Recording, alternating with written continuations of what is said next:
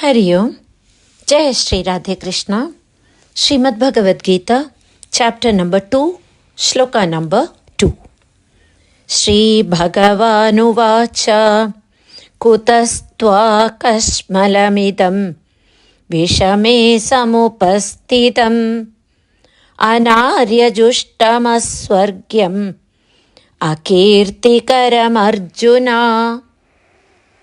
Supreme Lord said, O Arjuna, at this moment of crisis, where from have you got this weakness? It is not befitting an honorable person. It leads not to higher planets, but to infamy. The Supreme Lord is called Bhagavan here because he possesses 6 bhagas or divine traits as explained by Parashara Muni, father of Vedavyasa. Shri Krishna as the Supreme Personality possesses all the 6 Kalyana Gunas, namely Jnana, knowledge, Balam, strength, Aishwaryam, wealth, Shakti, infinite power, Viryam, courage, and Tejas, splendor. Besides these 6 auspicious qualities, Bhagavan also possesses infinite compassion, Saushilya, and is easy to access, Saulabhya.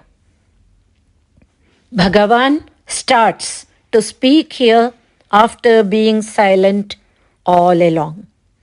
During his very first utterance in these shlokas, the core of the message of Gita was delivered with tremendous force. Shri Krishna addresses him as Arjuna, which means pure in heart, implying that despite this quality, he became faint-hearted instead of showing valor and zeal.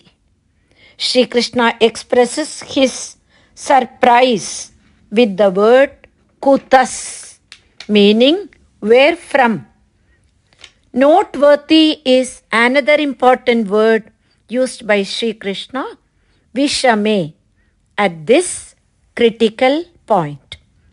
So, when we take a look at Shri Krishna's first words, they were not pleasant words. They were not heartfelt sympathies or words of encouragement.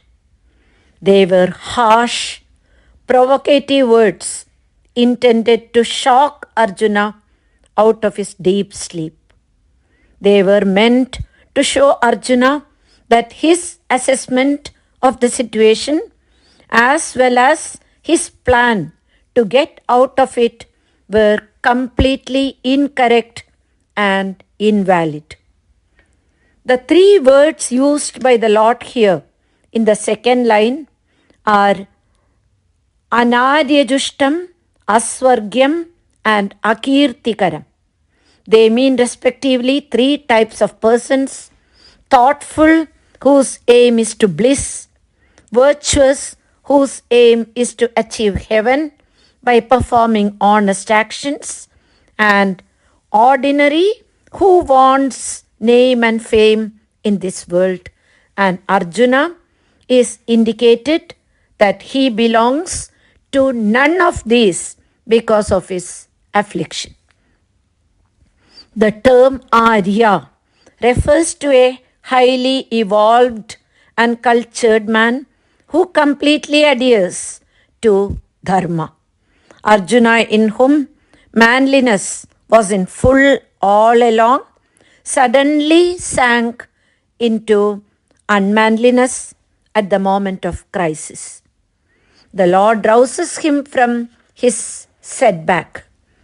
Shri Krishna classified Arjuna's mind as confused, and the utterances of such confused Arjuna would be meaningless. Hence, he is termed as anāryan. A war is a serious affair, and Arjuna has a crucial role to play now. Arjuna said he wishes to live in heaven. By using the word aswargyam, Shri Krishna means that Arjuna was making a fool of himself by letting go the opportunity to show his bravery. To be firm in body, mind, and character is born of strength. Strength is life and weakness is death. This world and the next are for the strong, and Arjuna's escapist attitude will not help him to fulfill his ambition of reaching heaven. Kirti or fame attends on the one given to laudable life on earth. But Arjuna's way was entirely to the contrary. For him, who was wavering in facing a decisive moment, there would be nothing but disgrace, neither this world nor the next, for such confused and dejected minds. Having sympathy or kind emotions towards those people who want to get rid of us and disrespect us only drags us more towards negative consequences. Hari Om. Jai Shri Radhe Krishna.